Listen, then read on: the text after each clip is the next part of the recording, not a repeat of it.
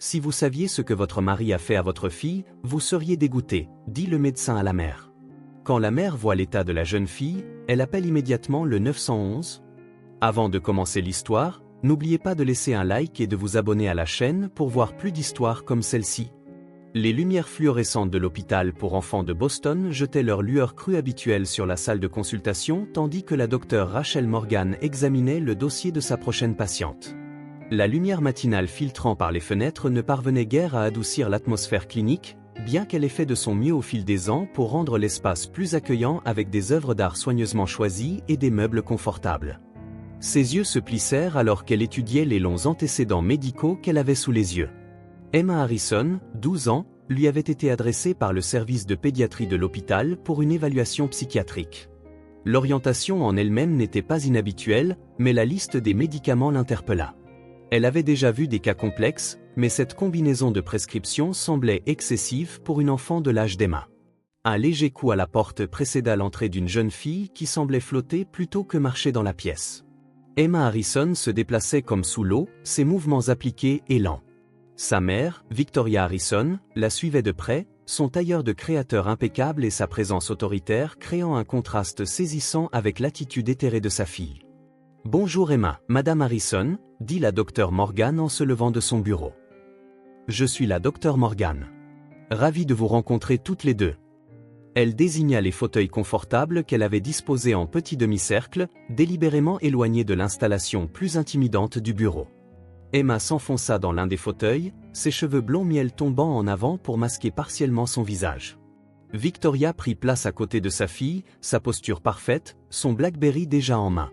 « Je m'excuse par avance si je dois prendre des appels », dit-elle d'un ton sec et professionnel.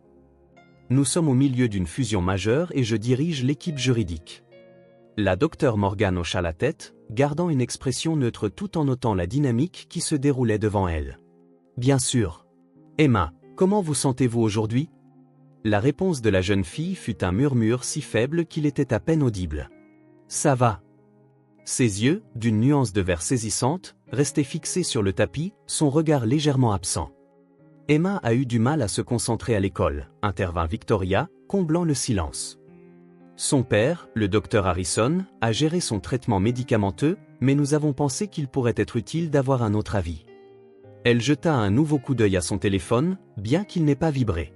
La docteure Morgan prit une note sur son bloc. « Je vois. Emma, quelle est ta matière préférée à l'école ?» Il y eut une longue pause avant qu'Emma ne réponde, ses mots sortant lentement, comme si elle devait tirer chacun d'eux d'une grande profondeur.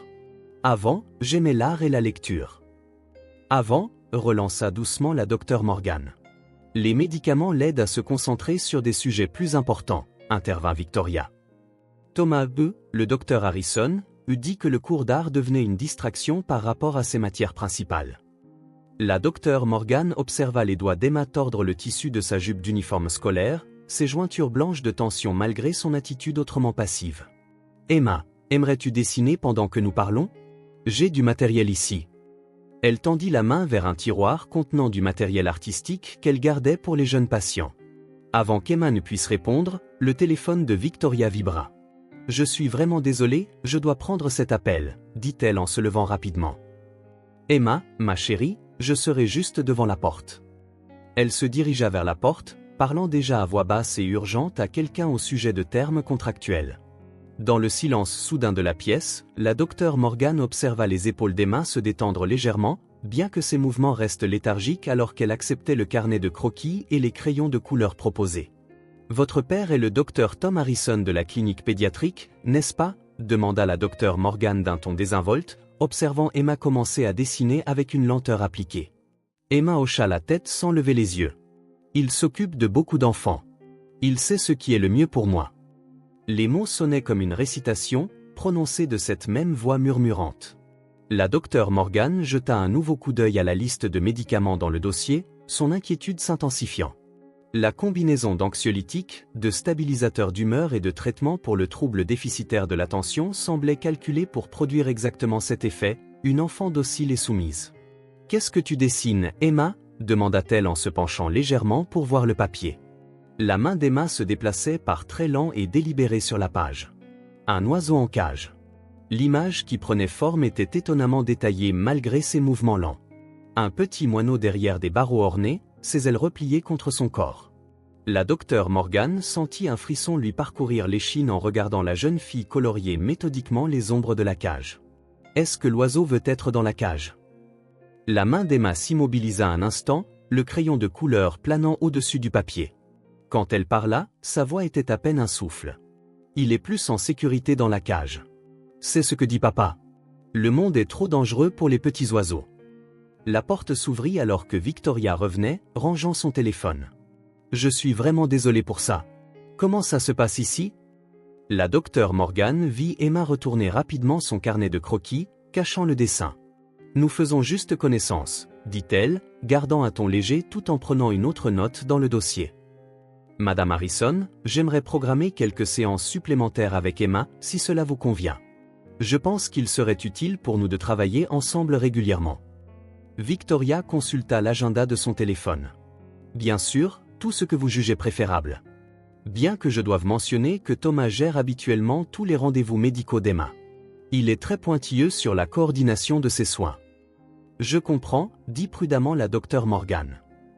Mais en tant que médecin référent, il accorde clairement de la valeur à une évaluation indépendante. Je veillerai à le tenir informé des progrès d'Emma. Tandis qu'elle regardait la mère et la fille partir, Victoria déjà de retour sur son téléphone, Emma dérivant comme un fantôme à ses côtés, la docteure Morgan ramassa le carnet de croquis abandonné. L'oiseau en cage la fixait, son petit œil parvenant d'une manière ou d'une autre à transmettre une profonde tristesse malgré la simplicité des lignes. Elle rouvrit le dossier d'Emma, commençant à prendre des notes détaillées. Quelque chose n'allait vraiment pas dans la maison Harrison, et les preuves étaient là, devant elle, écrites dans les dates de prescription, les dosages, et le témoignage silencieux d'un oiseau piégé dessiné par la main tremblante d'une enfant. La docteure Morgan attrapa le téléphone de son bureau. Elle devait parler au chef de la pédiatrie de l'hôpital pour accéder à davantage de dossiers de patients du docteur Harrison. Elle avait le mauvais pressentiment qu'Emma n'était pas le seul petit oiseau en cage. Le soleil d'automne se couchait derrière sa fenêtre, projetant de longues ombres sur son bureau alors qu'elle commençait son enquête. Elle avait appris depuis longtemps à faire confiance à son instinct lorsqu'il s'agissait de ses patients, et chaque instinct qu'elle possédait hurlait qu'Emma Harrison était en danger. Non pas de maltraitance physique, mais de quelque chose de peut-être plus insidieux, la suppression systématique de son être même, administrée en doses soigneusement mesurées par quelqu'un qui avait prêté serment de ne pas nuire. La docteure Rachel Morgan était assise dans son bureau faiblement éclairé, bien après les heures normales, entourée de dossiers de patients étalés sur son bureau.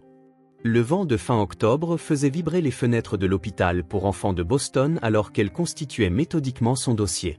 Chaque nouveau document concernant l'historique de traitement d'Emma Harrison ne faisait qu'approfondir son inquiétude. Dr Morgan, son assistante Marie apparut dans l'embrasure de la porte. Le docteur Harrison est là pour vous voir. Il n'a pas de rendez-vous, mais il insiste beaucoup. Le pouls de Rachel s'accéléra, mais elle garda une voix calme. Faites-le entrer, s'il vous plaît. Elle organisa rapidement les dossiers sur son bureau, ne laissant visible que le dossier officiel d'Emma.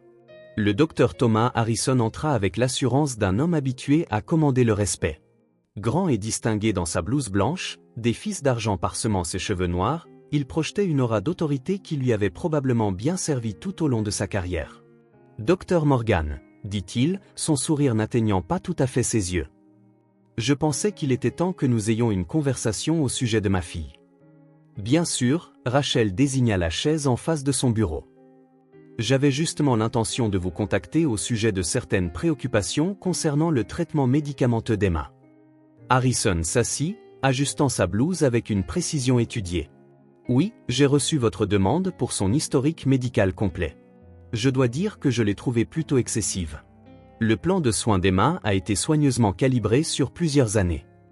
C'est précisément ce qui me préoccupe, Rachel garda un ton professionnel malgré la tension qui montait dans sa poitrine. La combinaison et le dosage des médicaments qui lui sont actuellement prescrits sont inhabituellement agressifs pour une enfant de son âge. Avec tout le respect que je vous dois, Dr Morgan, le sourire d'Harrison se crispa.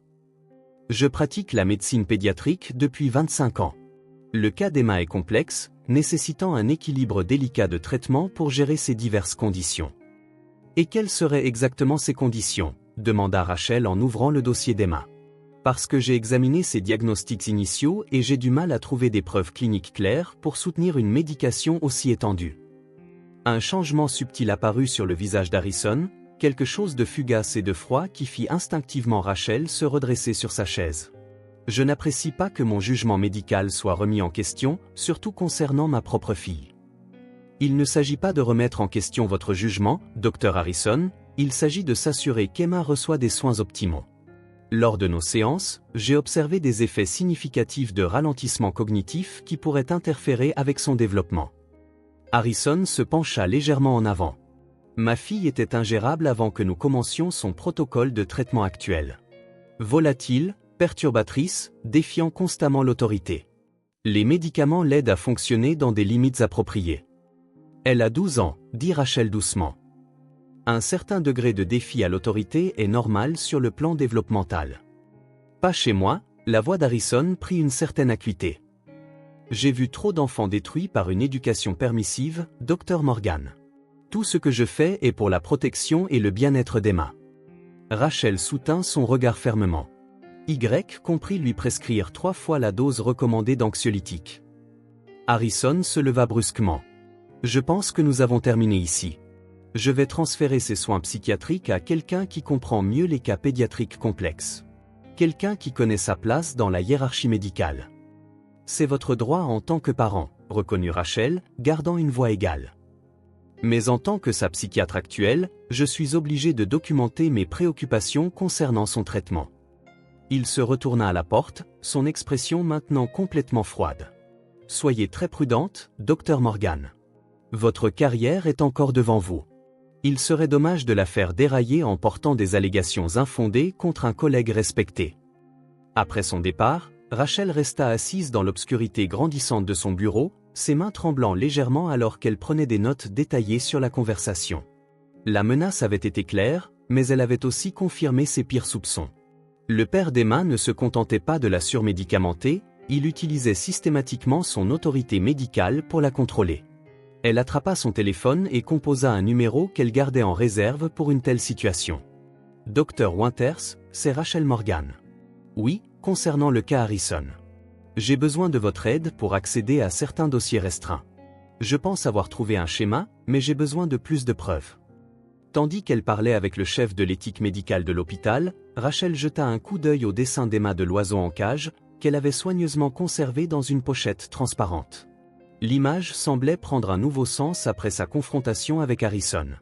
Elle n'était pas seulement confrontée à une faute professionnelle médicale, elle était témoin de l'emprisonnement systématique de l'esprit d'une enfant, administrer une prescription à la fois. Plus tard cette nuit-là, alors qu'elle rentrait chez elle à travers les rues de Boston luisantes de pluie, l'esprit de Rachel tournait à toute vitesse, envisageant les actions possibles. Elle pensa à Victoria Harrison, si absorbée par sa carrière juridique de haut vol qu'elle avait sous-traité toutes les décisions médicales à son mari. Elle pensa aux autres enfants suivis par Harrison, se demandant combien d'autres oiseaux étaient piégés dans des cages pharmaceutiques similaires. Son téléphone portable vibra, affichant un SMS du Dr Winters. Les dossiers montrent des schémas de prescription similaires avec d'autres jeunes patientes. Réunion demain 8h pour discuter des options. Rachel ressentit un mélange de justification et d'effroi. Elle avait raison sur le schéma, mais cela signifiait seulement que la situation était pire qu'elle ne l'avait initialement craint. Alors qu'elle se garait dans son allée, elle prit une décision. Au diable la courtoisie professionnelle. Elle ne serait pas un autre adulte qui échouerait à protéger Emma Harrison. La pluie s'intensifia alors qu'elle entrait dans sa maison vide, le son correspondant à ses pensées troublées. Demain, elle commencerait à monter un dossier qui pourrait détruire la carrière du Dr Thomas Harrison. Mais ce soir, elle resterait éveillée, se demandant si elle était assez courageuse pour affronter la tempête qui allait sûrement arriver. La lumière du petit matin projetait de longues ombres sur le bureau de la Dr Rachel Morgan alors qu'elle examinait les preuves compilées au cours des 3 dernières semaines. La pile de dossiers devant elle racontait une histoire troublante. Le Dr Thomas Harrison avait établi un schéma de surprescription de médicaments à de jeunes patientes, en particulier des filles âgées de 11 à 14 ans.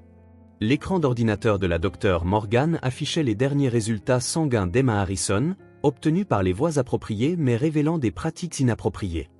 Les niveaux de divers médicaments dans son système dépassaient les plages thérapeutiques standards, suggérant une tentative délibérée de maintenir une sédation plutôt que de traiter une condition médicale légitime. Un coup à la porte de son bureau interrompit sa concentration. Dr Morgan, son assistante Marie entra, l'air inquiet. Emma Harrison est ici sans rendez-vous. Elle est seule. Rachel se leva immédiatement. Faites-la entrer, s'il vous plaît.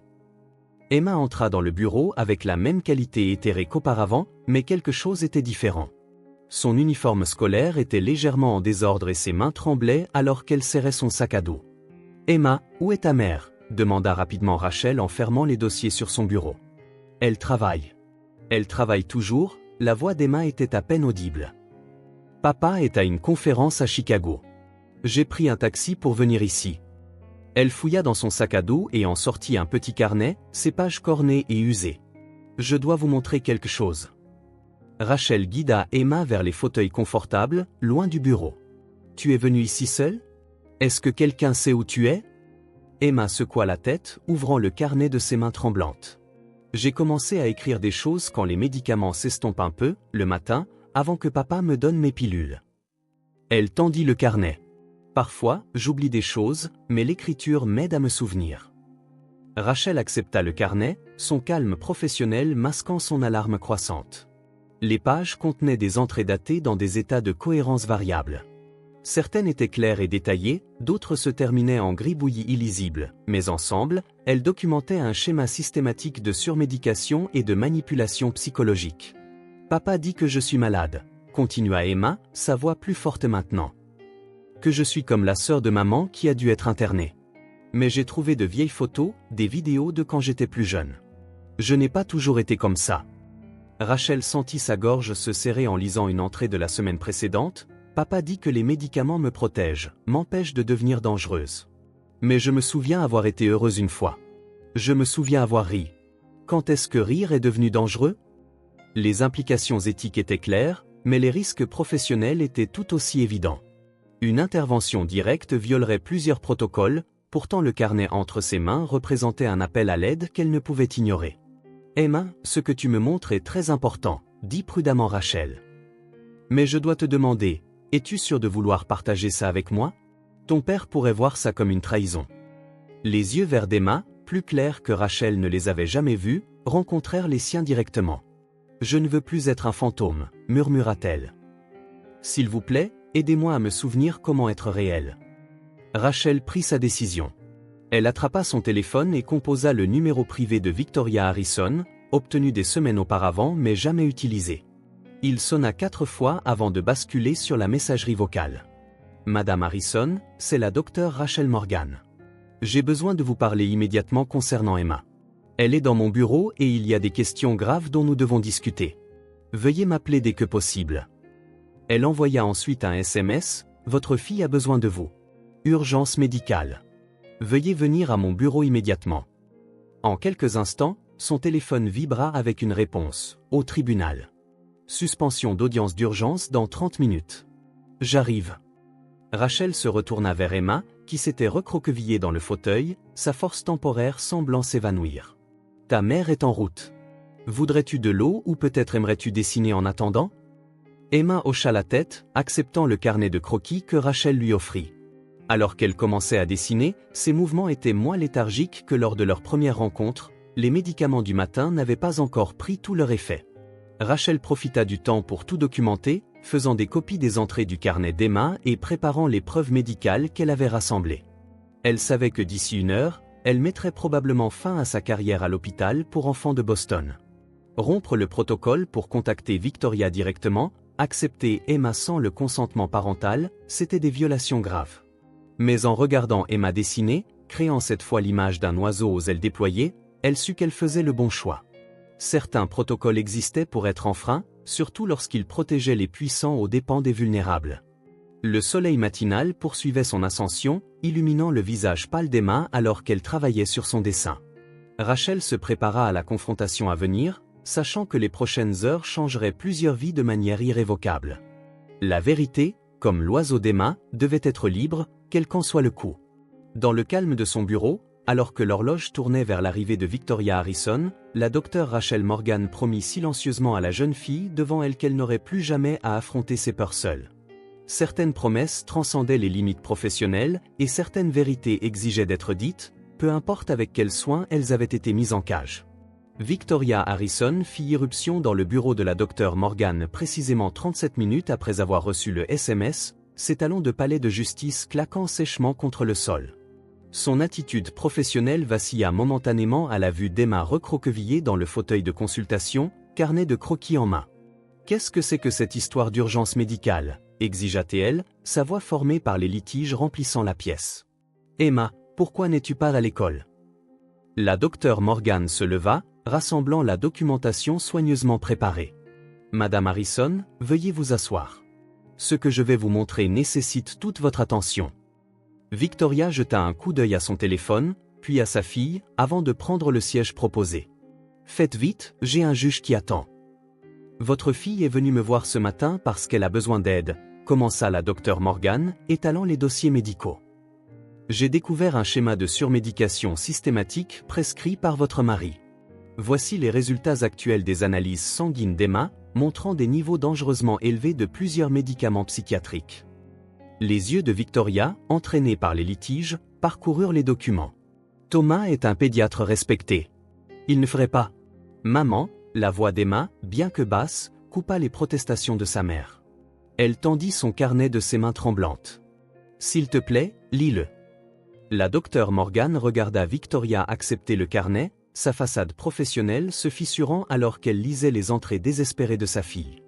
La couleur quitta son visage. « J'ai également documenté des schémas similaires avec d'autres jeunes patientes suivies par le docteur Harrison. » Continua la docteure Morgan, sa voix douce mais ferme. Il a utilisé son autorité médicale pour essentiellement sédater de jeunes filles afin qu'elles soient dociles, déguisant cela en traitement pour des conditions fabriquées. La main de Victoria vola à sa bouche alors qu'elle lisait une entrée particulièrement cohérente. « Papa dit que les médicaments me rendent meilleur, mais je ne me souviens plus de ce que meilleur signifie. »« Oh mon Dieu » murmura Victoria. « Emma, ma chérie. » Elle tendit la main vers sa fille. Mais Emma recula légèrement, des années de distance émotionnelle créant un gouffre entre elles. Madame Harrison, la docteure Morgan se pencha en avant. « Je comprends que ce soit bouleversant, mais nous devons agir rapidement. Votre mari revient de Chicago demain, et Emma a besoin d'une intervention médicale immédiate pour se sevrer de ses médicaments en toute sécurité. » Les instincts d'avocate de Victoria se réveillèrent soudainement. « Nous aurons besoin de documentation, de dossiers, de témoignages. » « J'ai tout préparé » indiqua la docteure Morgan en désignant les dossiers. Mais pour l'instant, Emma a besoin que sa mère la protège. Victoria regarda sa fille, la regarda vraiment, peut-être pour la première fois depuis des années. Emma était assise parfaitement immobile, les contentions chimiques de son père circulant toujours dans ses veines, mais ses yeux suppliaient. « La police » dit Victoria en sortant son téléphone, les mains tremblantes. « Nous devons les appeler maintenant. Et je veux qu'un dépistage toxicologique complet soit fait immédiatement. » Elle marqua une pause, sa voix se brisant. « Mon bébé ? Qu'est-ce qu'il a fait à mon bébé ?» Pendant que Victoria passait les appels, la docteure Morgan s'assit à côté d'Emma, qui avait commencé à trembler plus violemment. « Tu es très courageuse, » dit-elle doucement. « Tout va changer maintenant, mais je te promets que tu n'auras pas à affronter ça seule. » Les heures suivantes passèrent dans un tourbillon de dépositions à la police, d'examens médicaux et de larmes. L'expertise juridique de Victoria passa à la vitesse supérieure une fois le choc initial passé, coordonnant avec les autorités et l'administration de l'hôpital. La docteure Morgan fournit ses preuves documentées de l'abus systématique d'autorité médicale de Thomas, non seulement avec Emma mais aussi avec d'autres jeunes patientes. Le soir venu, une ordonnance d'urgence du tribunal était en place, empêchant Thomas Harrison de contacter sa fille ou d'accéder à ses dossiers médicaux. Victoria avait organisé un service de sécurité à leur domicile et à l'hôpital, ces années de relations juridiques s'avérant inestimables. Alors que le crépuscule s'installait sur Boston, Emma dormit enfin dans une chambre d'hôpital surveillée, les premières étapes de son sevrage médicamenteux soigneusement contrôlé. Victoria était assise à son chevet, son tailleur puissant froissé, son visage strié de larmes séchées. « J'aurais dû le voir » murmura-t-elle alors que la docteure Morgan vérifiait les signes vitaux d'Emma. « Je suis sa mère. Comment n'ai-je pas vu ?» Il a été prudent, répondit doucement la docteure Morgan. Il a utilisé son autorité de père et de médecin pour cacher ce qu'il faisait. L'important est que vous le voyez maintenant. Victoria serra la main de sa fille endormie. « Je vais le détruire pour ça, » dit-elle, sa voix se durcissant avec la même détermination qui avait fait d'elle l'une des meilleures avocates d'affaires de Boston. « Il ne fera plus jamais de mal à une autre enfant. » La docteure Morgan hocha la tête, mettant à jour le dossier d'Emma. À l'extérieur de la chambre d'hôpital, des policiers montaient la garde, et quelque part à Chicago, Thomas Harrison était sur le point de recevoir l'appel qui mettrait fin à sa façade de contrôle soigneusement construite. Mais dans ce moment calme, en regardant la mère et la fille commencer leur long voyage de retour l'une vers l'autre, la docteure Morgan ressentit un profond sentiment de justesse. Parfois, la guérison ne pouvait commencer qu'après que tout se soit effondré. Emma remua légèrement dans son sommeil, son visage paisible pour la première fois depuis que la docteure Morgan l'avait rencontré. L'oiseau était enfin libre de sa cage, bien qu'apprendre à voler à nouveau prendrait du temps. Mais au moins maintenant, elle avait une chance. Et une mère qui ne détournerait plus jamais le regard. La tempête médiatique s'abattit sur l'hôpital pour enfants de Boston comme une tempête de nord-est hivernale. La docteure Rachel Morgan regarda depuis la fenêtre de son bureau les camionnettes de télévision s'accumuler à l'extérieur, leurs antennes paraboliques dressées comme des couronnes épineuses contre le ciel gris de novembre. À l'intérieur de l'aile administrative de l'hôpital, une réunion d'urgence du conseil d'administration se tenait depuis 3 heures. L'arrestation du docteur Thomas Harrison à l'aéroport international O'Hare avait déclenché une cascade d'enquêtes, mettant les procédures de surveillance de l'hôpital sous un examen intense. Docteur Morgan, Marie apparut à sa porte. « Ils sont prêts pour vous dans la salle de conférence. » Rachel rassembla sa documentation et traversa les couloirs silencieux. Le personnel de l'hôpital s'écarta à son passage, leurs expressions un mélange de respect et de malaise. Rompre les rangs pour exposer un collègue l'avait marqué comme une héroïne ou une traîtresse, selon le point de vue. La salle de conférence contenait une collection de visages graves. Le conseil d'administration de l'hôpital, des représentants légaux et des enquêteurs du conseil médical de l'État. Au centre de la longue table était assise Victoria Harrison, transformée d'avocate d'affaires en mère vengeresse, son ordinateur portable ouvert sur une feuille de calcul des dossiers patients du docteur Harrison. Dr Morgan, le président du conseil, lui désigna un siège vide. « Veuillez nous expliquer vos observations initiales qui ont conduit à cette enquête. » Rachel parla pendant près d'1 heure, présentant méthodiquement ses preuves. Elle détailla les symptômes d'Emma, les protocoles médicamenteux excessifs et le schéma qu'elle avait découvert chez d'autres jeunes patientes du docteur Harrison. Tout au long de sa présentation, Victoria maintint une contenance rigide, bien que ses jointures blanchissent autour de son stylo quand Rachel décrivit le journal secret d'Emma. « Nous avons identifié 17 autres cas jusqu'à présent », ajouta Victoria lorsque Rachel eut terminé. Toutes des filles entre 11 et 14 ans, toutes se voyant prescrire des combinaisons similaires de médicaments sans documentation adéquate des symptômes ni évaluation de suivi appropriée. L'enquêteur du conseil médical de l'État se pencha en avant. « Et vous pensez que le docteur Harrison ciblait spécifiquement ce groupe d'âge ?» « Oui, » répondit Rachel. Le schéma suggère qu'il se concentrait sur les filles approchant de l'adolescence, utilisant des médicaments pour supprimer les changements développementaux naturels qu'il considérait comme problématiques. Les implications pesaient lourdement dans l'air. Un pédiatre respecté avait systématiquement drogué de jeunes filles pour les rendre dociles, en commençant par sa propre fille. Et le système n'avait pas réussi à le détecter. La réunion se poursuivit jusque tard dans la soirée, discutant des réformes de la surveillance et des protocoles de notification aux patients.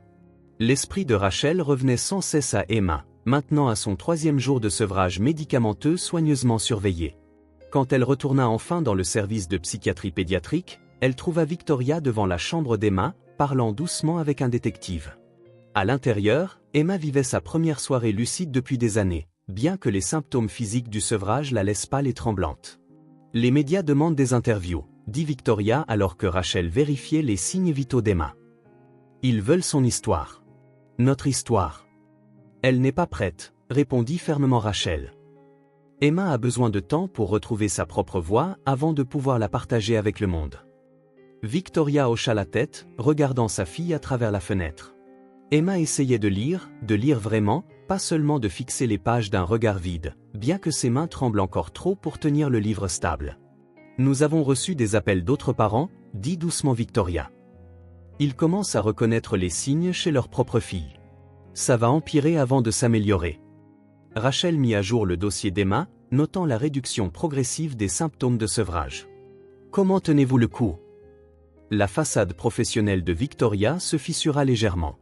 Je n'arrête pas de penser à toutes les fois où elle a essayé de me dire que quelque chose n'allait pas, mais j'étais toujours trop occupée, trop confiante dans le jugement médical de Thomas. Elle pressa sa main contre la vitre. Je l'ai laissé seul avec son geôlier. Vous êtes là maintenant, lui rappela Rachel. Et Emma a besoin que vous vous concentriez sur l'avenir, pas que vous vous perdiez dans la culpabilité du passé. À l'intérieur de la chambre, Emma était tombée dans un sommeil agité, son livre glissant de ses mains. Victoria entra doucement pour la couvrir d'une couverture, ses mouvements hésitants, comme si elle apprenait encore à être mère sans l'influence toxique de son mari. Rachel prit ses dernières notes de la journée, sachant que demain apporterait plus d'enquêtes, plus de révélations, plus de vérités douloureuses à affronter. Mais en regardant Victoria lisser doucement les cheveux de sa fille, elle vit l'espoir dans le simple geste d'amour maternel, enfin éveillé et conscient de sa propre puissance. Le cirque médiatique continuerait, les enquêtes s'étendraient et la communauté médicale serait forcée de confronter ses échecs.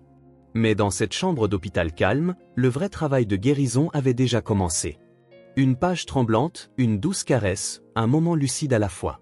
Décembre apporta une neige précoce à Boston, recouvrant le parc de l'hôpital d'un blanc immaculé alors qu'Emma Harrison entamait sa 6e semaine de rétablissement. La docteure Rachel Morgan observa les changements marqués chez sa jeune patiente avec un optimisme prudent. Les symptômes physiques du sevrage s'étaient largement atténués, bien que le voyage psychologique ne fasse que commencer. Aujourd'hui marquait une étape importante, la première séance de thérapie de groupe d'Emma avec d'autres survivantes suivies par son père. L'hôpital avait aménagé une salle de conférence confortable en un espace sûr, avec un éclairage doux et des sièges en cercle conçus pour favoriser l'ouverture et l'égalité. Emma entra dans la pièce précisément à 10 heures, Victoria juste derrière elle. La transformation chez la mère et la fille était frappante. Les mouvements d'Emma, bien qu'encore prudents, avaient perdu leur apesanteur médicamenteuse. Elle se tenait avec une conscience émergente, ses yeux verts clairs et observateurs. Victoria avait troqué ses tailleurs prêts pour le tribunal contre des tenues plus décontractées, son attention entièrement concentrée sur sa fille plutôt que sur son téléphone. « Bonjour Emma », la salua Rachel. « Es-tu prête à rencontrer les autres ?» Emma hocha la tête, bien que ses mains tordent nerveusement le tissu de son pull. « Est-ce qu'elles seront comme moi ?»« Elles ont vécu des expériences similaires », expliqua doucement Rachel. « Chaque histoire est unique, mais vous partagez tout un cheminement commun vers le rétablissement. » 4 autres filles arrivèrent avec leurs parents, chacune portant le poids invisible de la confiance trahie. Rachel les avait sélectionnées avec soin pour ce groupe initial, toutes ayant à peu près l'âge d'Emma, toutes montrant des signes prometteurs de rétablissement. Leurs parents se réunirent dans une salle de soutien séparée au bout du couloir, où Victoria les rejoindrait après s'être assurée qu'Emma était installée. « Avant de commencer, » s'adressa Rachel au groupe, « je veux que vous sachiez que c'est votre espace. Il n'y a aucune pression pour parler si vous ne vous sentez pas prête.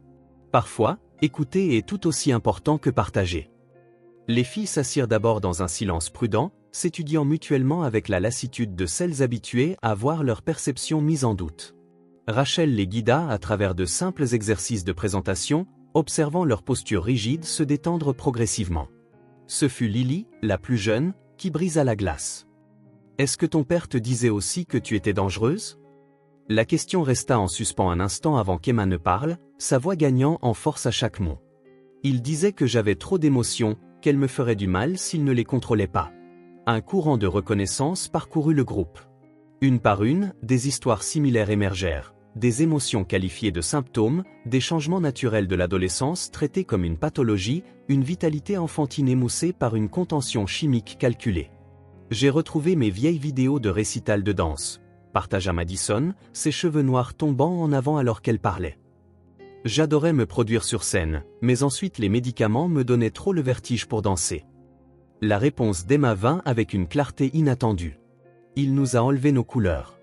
Il nous a rendues grises pour qu'on ne se démarque pas. » La séance se poursuivit, la douleur et la compréhension circulant entre ces jeunes survivantes. Rachel observa Emma émerger progressivement comme une douce meneuse, son propre parcours de guérison donnant de la force aux autres. Lorsqu'elle partagea des extraits de son journal secret, plusieurs filles hochèrent la tête en signe de reconnaissance, certaines révélant des écrits cachés similaires de leurs années embrumées. Victoria regarda à travers la vitre sans teint, des larmes coulant silencieusement sur son visage. D'autres parents se tenaient à ses côtés, leur culpabilité et leur détermination partagées créant de nouveaux liens de soutien et de plaidoyer. Après la séance, alors que le groupe se dispersait avec la promesse de revenir la semaine suivante, Emma s'attarda. Elle s'approcha du bureau de Rachel d'un pas mesuré, sortant son dernier journal, non plus un enregistrement secret de brouillard et de peur, mais une chronique d'éveil. « J'ai écrit quelque chose, dit-elle. Pour les autres filles. Et pour moi. » Elle ouvrit à une page soigneusement écrite. C'est sur le fait de retrouver nos voix. Rachel lut le poème qu'Emma avait composé, reconnaissant dans ces lignes simples le profond voyage du silence à la parole, de l'isolement à la communauté. La dernière strophe parlait d'oiseaux réapprenant à chanter, leurs chants individuels s'unissant pour briser le sortilège du silence. Alors qu'elle quittait l'hôpital ce soir-là, la neige continuait de tomber, recouvrant les empreintes de la journée d'une nouvelle possibilité. Emma marchait à côté de sa mère, leurs pas s'accordant naturellement. Elle ne flottait plus à travers ses journées, mais marchait fermement sur un sol solide, chaque pas un choix, chaque mot une réappropriation de son vrai moi. Rachel les regarda partir, sachant que demain apporterait de nouveaux défis, de nouveaux souvenirs à traiter, de nouvelles émotions à naviguer. Mais aujourd'hui avait prouvé que la guérison, comme la voix, se renforce lorsqu'elle est partagée. Le silence qui avait protégé leur agresseur se transformait, mot par mot, en un quart de rétablissement.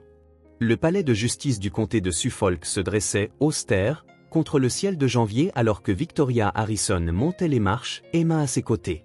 La docteure Rachel Morgan suivait, portant ses notes de témoignage dans un porte-documents en cuir. Après 2 mois d'audience préliminaire, le procès pénal du docteur Thomas Harrison était sur le point de commencer. À l'intérieur de la salle d'audience, l'accusation avait disposé méthodiquement ses preuves. Dossiers médicaux, historiques de prescription et témoignages d'experts documentant une décennie d'abus médicaux. La procureure de district Sarah Collins avait monté un dossier sans précédent, combinant des accusations de faute professionnelle médicale avec mise en danger d'enfants et abus de pouvoir institutionnel. Thomas Harrison était assis au banc de la défense, sa prestance autrefois imposante diminuée par la tenue fournie par la prison. Ses yeux suivirent Emma alors qu'elle prenait place au premier rang, mais elle se détourna délibérément, se concentrant plutôt sur le carnet entre ses mains, son nouveau journal, rempli d'une écriture claire et assurée. La procédure commença par les déclarations liminaires. La procureure Collins s'adressa au jury avec une précision mesurée. Cette affaire démontrera comment le docteur Harrison a systématiquement abusé de sa position de confiance, utilisant ses connaissances médicales non pas pour guérir, mais pour contrôler de jeunes patientes vulnérables, en commençant par sa propre fille. La défense tenta de dépeindre les actions de Harrison comme médicalement justifiées, mais leurs arguments faiblirent face au poids des preuves. Des témoins experts d'institutions médicales de premier plan témoignèrent sur les schémas de prescription inappropriés et l'absence de nécessité clinique documentée. Quand Emma monta à la barre le 3e jour, la salle d'audience se tut. Disparu était l'enfant éthéré et drogué d'il y a 4 mois. À sa place s'assit une jeune femme posée, sa voix claire alors qu'elle décrivait ses années de captivité chimique. « Je me souviens de la première fois où j'ai remarqué les changements », témoigna Emma, ses mains stables sur ses genoux. « J'avais 10 ans et j'avais gagné un concours d'art à l'école. Papa a dit que je devenais trop agressive, trop concentrée sur le fait de me démarquer. Les nouveaux médicaments ont commencé après ça. » Victoria serra la main de Rachel alors qu'Emma continuait, décrivant comment les médicaments augmentaient progressivement, comment son père justifiait chaque nouvelle prescription comme nécessaire à sa protection. Le jury écouta attentivement pendant qu'elle lisait des extraits de son journal secret, la preuve écrite de son esprit conscient luttant à travers le brouillard pharmaceutique. Pendant le contre-interrogatoire, l'avocat de la défense tenta de suggérer que les souvenirs d'Emma n'étaient pas fiables, altérés par le sevrage et la thérapie. La réponse d'Emma fut inébranlable. Les médicaments ne me protégeaient pas du danger. Ils étaient le danger. Ils ont volé ma voix, mon art, ma capacité à ressentir quoi que ce soit profondément. Mais ils n'ont pas pu m'enlever ma capacité à savoir ce qui m'arrivait. D'autres victimes témoignèrent tout au long de la semaine, leurs histoires créant un schéma accablant d'abus systématiques. Des parents parlèrent de leur confiance mal placée, d'avoir vu leur fille s'effacer dans l'ombre d'elle-même. Des experts médicaux expliquèrent comment Harrison avait exploité sa réputation pour éviter tout examen minutieux, utilisant sa position pour faire taire toute question sur ses méthodes. Le dernier témoin de l'accusation fut la docteure Rachel Morgan. Elle présenta ses observations cliniques et la documentation qui avait finalement exposé les agissements de Harrison. D'après mon évaluation professionnelle, témoigna-t-elle, les protocoles de traitement du Dr Harrison n'étaient pas conçus pour répondre à des préoccupations médicales légitimes, mais pour supprimer chimiquement le développement naturel de l'adolescence qu'il considérait comme menaçant. Thomas Harrison refusa de témoigner pour sa propre défense. Il resta assis, impassible, tandis que le jury rendait son verdict après seulement 6 heures de délibération, coupable sur tous les chefs d'accusation. La peine du juge fut sans précédent dans sa sévérité, 25 ans de prison, révocation permanente de sa licence médicale et dédommagement financier substantiel à ses victimes. Alors que le palais de justice se vidait, Emma se tenait dans la lumière du soleil de janvier, respirant profondément. Victoria passa un bras autour des épaules de sa fille, et cette fois, Emma se blottit dans l'étreinte. Rachel les regarda descendre ensemble les marches du palais de justice, notant comment les pas d'Emma étaient sûrs et déterminés. « C'est vraiment fini », dit doucement Emma en regardant derrière elle le palais de justice. « Il ne peut plus faire de mal à personne maintenant. » Victoria embrassa le front de sa fille. « C'est toi qui as fait ça, ma chérie. Ton courage a rendu cela possible. » Rachel vit d'autres familles du groupe de soutien se rassembler à proximité, leur présence témoignant de la communauté qui s'était développée à partir de la guérison partagée.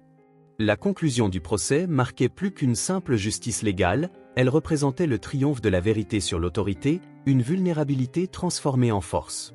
Alors qu'elle s'éloignait du palais de justice, Emma ouvrit son journal et commença à écrire, enregistrant ce moment de sa propre voix claire. Le système judiciaire avait parlé, mais le verdict le plus puissant avait déjà été rendu. Emma Harrison avait reconquis son histoire, et personne ne la ferait plus jamais taire. Le soleil de février projetait de longues ombres à travers les fenêtres de la salle de conférence principale de l'hôpital pour enfants de Boston alors que Victoria Harrison s'adressait au conseil d'administration. Sa présentation, Réforme systématique des soins pédiatriques, représentait des mois de recherche et de plaidoyer découlant du cas de sa fille. Le protocole Harrison, expliqua-t-elle en indiquant la documentation complète devant eux, établit une nouvelle norme pour surveiller les schémas de prescription et mettre en œuvre des garanties contre les abus médicaux. Nous ne pouvons pas permettre à un autre médecin d'exploiter la confiance institutionnelle comme mon mari l'a fait. Le protocole avait déjà attiré l'attention des centres médicaux à travers le pays. Ces innovations clés comprenaient l'examen obligatoire par les pairs des plans de médication pédiatrique à long terme, des exigences de documentation renforcées pour les prescriptions psychiatriques, et un système révolutionnaire de défense des droits des patients qui donnait aux enfants un accès direct à une surveillance médicale indépendante. La docteure Rachel Morgan observait depuis sa place à la table de conférence, notant comment Victoria équilibrait harmonieusement son expertise juridique avec son nouveau rôle de défenseur des droits des patients. L'avocate d'affaires qui avait autrefois été trop occupée pour remettre en question le traitement de sa fille s'était transformée en une force redoutable pour le changement institutionnel. Pendant ce temps, dans le centre de défense de la jeunesse nouvellement créé de l'hôpital, Emma Harrison animait sa session hebdomadaire de soutien par les pairs. Le programme, développé en collaboration avec la Dr Morgan, offrait un environnement structuré aux jeunes survivants d'abus médicaux pour les aider dans leur propre rétablissement tout en aidant les autres. Aujourd'hui, Emma travaillait avec une victime récemment identifiée d'un autre médecin qui avait adopté les méthodes de Thomas Harrison. La chose la plus importante à retenir, dit Emma à la jeune fille, sa voix stable et compatissante, c'est que tes sentiments sont valides. Personne n'a le droit de supprimer ta personnalité avec des médicaments. Les répercussions de l'affaire Harrison continuaient de s'étendre. Les conseils médicaux de 3 États avaient lancé des enquêtes sur des schémas de prescription similaires, identifiant des dizaines de cas qui auraient pu passer inaperçus sans le précédent établi par l'histoire d'Emma. L'Académie américaine de pédiatrie avait convoqué un groupe de travail spécial pour élaborer de nouvelles directives sur la médication psychiatrique chez les adolescents. Le rôle de la Dr Morgan avait également évolué. Sa décision de rompre le protocole et d'intervenir dans le cas d'Emma avait initialement menacé sa carrière, mais l'avait finalement élevée à une position de plus grande influence. Elle dirigeait maintenant la nouvelle division d'éthique médicale et de défense des droits des patients de l'hôpital, où elle formait d'autres prestataires de soins de santé à reconnaître les signes d'abus systématiques. Le défi, expliquait-elle à un groupe de médecins résidents, réside dans l'équilibre entre le traitement nécessaire et l'autonomie du patient. La médecine devrait améliorer la vie, pas la supprimer. Les changements institutionnels, bien que significatifs, étaient secondaires aux transformations personnelles. Victoria avait restructuré son cabinet d'avocats pour se concentrer sur la défense des droits des patients tout en maintenant son expertise en droit des sociétés. Elle avançait désormais dans la vie avec une conscience accrue, ses compétences professionnelles aiguisées par son expérience personnelle. Le rétablissement d'Emma était devenu un modèle pour d'autres jeunes survivants. Bien qu'elle éprouve encore une anxiété occasionnelle, elle avait développé des mécanismes d'adaptation sains et un solide système de soutien. Son art, autrefois réprimé par les médicaments, s'était épanoui. Sa dernière série, exposée au Centre de défense de la jeunesse, dépeignait différentes étapes de la guérison à travers de puissantes métaphores visuelles. La mise en œuvre du protocole Harrison marqua un changement fondamental dans les soins pédiatriques. Les institutions médicales à travers le pays commencèrent à adopter ces directives, créant un réseau de garanties conçu pour protéger les patients vulnérables. La caractéristique la plus innovante du protocole eut l'accès direct aux défenseurs des patients, donnait aux enfants une voix dans leurs propres soins médicaux, garantissant que les futurs Emma Harrison ne souffriraient pas en silence. Alors que l'hiver cédait progressivement la place au printemps, l'influence de l'affaire continuait de croître. Les précédents juridiques établis lors du procès de Thomas Harrison étaient cités dans des affaires similaires, conduisant à un examen accru de l'autorité médicale et à des protections plus fortes pour les droits des patients. La communauté médicale, initialement sur la défensive, commença à adopter la réforme comme nécessaire pour maintenir la confiance du public. Le groupe de soutien hebdomadaire de Victoria pour les parents s'était élargi pour inclure des familles de toute la Nouvelle-Angleterre. Ensemble, ils s'efforçaient de transformer leur culpabilité et leur colère en actions constructives, plaidant pour des changements dans la surveillance médicale et soutenant d'autres familles naviguant dans des défis similaires. L'effet d'entraînement toucha d'innombrables vies, de l'administration hospitalière aux soins individuels des patients. Chaque nouvelle politique, chaque procédure réformée, chaque garantie renforcée représentait une étape supplémentaire pour garantir que la médecine reste un outil de guérison plutôt que de contrôle. L'affaire Harrison avait exposé une vulnérabilité critique dans le système médical, mais son héritage durable serait la transformation de cette vulnérabilité en une fondation pour un changement positif. Un brillant matin de mars se leva sur Boston alors qu'Emma se préparait pour son premier jour dans une nouvelle école. La décision de changer d'établissement avait été prise après mûre réflexion par Emma et Victoria, soutenue par la docteure Rachel Morgan. Riverdale Academy offrait des classes plus petites et un solide programme artistique, offrant un environnement idéal pour la poursuite du rétablissement d'Emma. Victoria ajusta la cravate de l'uniforme de sa fille dans la cuisine de leur nouvelle maison de ville, leur nouveau départ se manifestant à la fois dans le lieu et le style de vie. « N'oublie pas que tu peux m'appeler à tout moment », dit-elle, son emploi du temps matinal délibérément libéré pour cette transition importante. La réponse d'Emma reflétait sa confiance croissante. « Je sais, maman. La docteure Morgan dit que c'est normal d'être nerveuse, mais je suis prête. » Elle rassembla son matériel artistique, chaque pinceau et crayon soigneusement choisi pour soutenir son talent en développement. À Riverdale Academy, la directrice Margaret Chin avait mis en œuvre des protocoles spécifiques, développés en consultation avec la docteure Morgan, pour soutenir l'intégration d'Emma. Les enseignants étaient informés de son histoire sans compromettre sa vie privée, et un conseiller restait disponible sans être envahissant. L'approche de l'école illustrait les changements institutionnels qui se propageaient dans la communauté éducative de Boston en réponse à l'affaire Harrison. L'enseignante d'art d'Emma, Miss Lambert, reconnut la valeur thérapeutique de l'expression créative et l'encouragea doucement. Pendant son premier cours, Emma commença à travailler sur un autoportrait, ses traits délibérés et assurés. L'image émergente montrait non seulement ses traits physiques, mais capturait quelque chose de plus profond, un sentiment de conscience de soi qui avait été si longtemps chimiquement supprimé. Victoria maintenait un contact régulier avec la docteure Morgan, qui continuait de superviser le rétablissement d'Emma. Leurs réunions hebdomadaires se concentraient désormais moins sur la gestion de crise et plus sur le développement à long terme. Les progrès d'Emma servaient de modèle à d'autres patients en rétablissement, démontrant la résilience du jeune esprit lorsqu'il est libéré de contraintes chimiques inappropriées. La mise en œuvre du protocole Harrison à l'hôpital pour enfants de Boston avait établi de nouvelles normes pour les soins pédiatriques. L'expertise juridique de Victoria garantissait que ces changements soient intégrés de manière permanente dans la politique de l'hôpital, tandis que la supervision de la docteure Morgan garantissait leur efficacité pratique. Leur collaboration illustrait comment les compétences professionnelles et l'expérience personnelle pouvaient se combiner pour créer une réforme significative. Le travail de soutien par les pairs d'Emma continuait d'évoluer. Elle développa un programme de mentorat pour les jeunes survivants, partageant ses expériences à travers des séances d'art-thérapie. Ses propres œuvres d'art gagnèrent en reconnaissance pour leur thème puissant d'émergence et de renouveau, conduisant à une invitation à exposer ses pièces lors d'une conférence sur la défense des droits de l'enfant. Le semestre de printemps progressa, marquant des changements positifs chez la mère et la fille. Le cabinet d'avocats réformé de Victoria prospéra alors qu'elle équilibrait le droit des sociétés avec la défense des droits des patients. Les performances académiques d'Emma reflétaient son intelligence naturelle, enfin libre de s'exprimer sans interférence chimique. Leur relation s'approfondit grâce aux expériences partagées et à une communication ouverte, remplaçant le silence prescrit de leur passé. La docteure Morgan observa ces développements avec satisfaction professionnelle et joie personnelle. L'approche globale du rétablissement, combinant surveillance médicale, soutien éducatif et thérapie familiale, fournissait un modèle pour traiter d'autres survivants d'abus médicaux. Son département s'agrandit pour accueillir un nombre croissant d'orientations, alors que d'autres institutions reconnaissaient la valeur de leur méthode. Alors que mars cédait la place à avril, le rétablissement d'Emma continuait de démontrer l'efficacité des soins centrés sur le patient.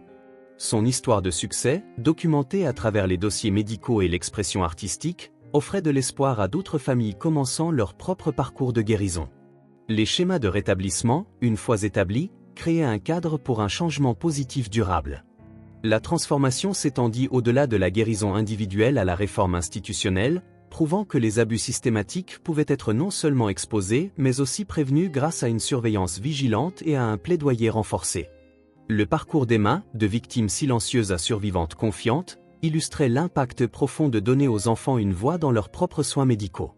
Un an après le procès du Dr Thomas Harrison, la Dr Rachel Morgan se tenait à la tribune de la Conférence nationale d'éthique médicale à Boston, présentant l'oratrice principale. La grande salle de bal de l'hôtel Four Seasons était pleine à craquer de professionnels de la santé, d'experts juridiques et de défenseurs des droits des patients venus de tout le pays. Notre prochaine oratrice, annonça la Dr Morgan, représente l'avenir de la défense des droits des patients et de la responsabilité médicale. À 13 ans, elle a déjà transformé les normes de soins pédiatriques à travers le pays. Veuillez accueillir Emma Harrison. Emma s'approcha du podium avec une confiance mesurée, son matériel de présentation organisé précisément comme elle l'avait répété. Victoria regardait depuis le premier rang, la fierté évidente dans son expression alors que sa fille s'adressait à l'auditoire distingué. « Il y a un an, je n'aurais pas pu me tenir devant vous », commença Emma, sa voix claire et stable. « J'existais dans un brouillard médicalement induit, ma personnalité supprimée par des médicaments inutiles prescrits par mon père. Aujourd'hui, je me tiens ici comme preuve que le rétablissement est possible lorsque nous donnons aux enfants le droit d'être entendus. » Sa présentation, à travers les yeux du patient, combinait une analyse statistique de l'impact du protocole Harrison avec un témoignage personnel puissant. Elle partagea des œuvres d'art créées à différentes étapes de son rétablissement, chaque pièce illustrant le parcours de la suppression à l'expression. Les professionnels de la santé présents se penchèrent en avant, confrontés au coût humain de l'autorité incontrôlée. Le protocole Harrison avait été adopté par 78 grandes institutions médicales à travers le pays. Les données initiales montraient une augmentation de 40% dans l'identification et la prévention de la médication inappropriée à long terme chez les patients pédiatriques. Le cadre juridique de Victoria avait été incorporé dans les politiques hospitalières à l'échelle nationale, tandis que le programme de défense des droits des patients de la Dr Morgan était devenu un modèle pour les institutions médicales à l'international. Emma conclut sa présentation par le dévoilement de sa dernière peinture, un portrait saisissant d'une jeune fille émergeant de l'ombre vers la lumière, ses yeux clairs et directs.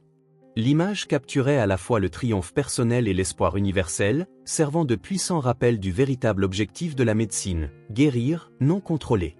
L'ovation debout qui suivit représentait plus qu'une courtoisie professionnelle, elle reconnaissait un changement fondamental dans la culture médicale, initié par le courage d'une enfant à remettre en question l'autorité et soutenu par ceux qui avaient choisi d'écouter.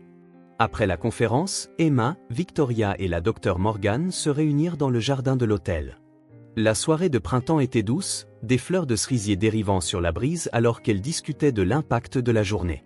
Le dernier journal d'Emma était ouvert à côté d'elle, ses pages remplies d'une écriture claire et assurée, bien loin des murmures désespérés de ses enregistrements secrets d'il y a un an. Le protocole fonctionne, rapporta Victoria, partageant les dernières données de mise en œuvre. Nous avons identifié 15 cas potentiels ce trimestre seulement, avant qu'aucun mal ne soit fait. Et le réseau de soutien par les pairs s'est étendu à tous les grands hôpitaux pour enfants de la Nouvelle-Angleterre, ajouta Emma. Nous aidons d'autres enfants à trouver leur voie. La docteure Morgan observait sa jeune patiente, notant comment l'intelligence naturelle et la compassion d'Emma s'étaient épanouies une fois libérée des contraintes chimiques. La jeune fille traumatisée qui était entrée pour la première fois dans son bureau s'était transformée en une puissante défenseur des droits des patients, son expérience façonnant la réforme institutionnelle. Le coucher de soleil peignait l'horizon de Boston de nuances de possibilités alors qu'elle discutait des initiatives futures. Le cabinet d'avocats de Victoria était devenu une force de premier plan en matière de responsabilité médicale, tandis que le département de la docteure Morgan établissait de nouvelles normes pour la défense des droits des patients. Mais le changement le plus profond était peut-être évident dans la relation entre la mère et la fille, la confiance et la compréhension qui avaient grandi de la guérison partagée. La dernière entrée de journal d'Emma pour la journée capturait l'essence de leur parcours, des yeux clairs voient la vérité. Des voix claires la disent. Et parfois, le plus grand courage ne réside pas dans le fait de mener des batailles seuls, mais dans le fait de laisser les autres nous aider à nous élever au-dessus de notre douleur pour créer un changement significatif. Alors qu'elle quittait l'hôtel, Emma s'arrêta pour regarder les étoiles du soir apparaître. Sa voix, autrefois réduite au silence par les médicaments, portait maintenant l'autorité de l'expérience vécue et la promesse d'une transformation continue. L'histoire de l'affaire Harrison serait étudiée dans les facultés de médecine et de droit, mais son véritable héritage vivait en chaque enfant qui serait désormais entendu, chaque parent qui questionnerait plus attentivement, et chaque professionnel de la santé qui se souviendrait que son premier devoir était de ne pas nuire. L'oiseau ne s'était pas seulement échappé de sa cage, il avait contribué à construire un monde où de telles cages ne pourraient plus exister sans être remises en question.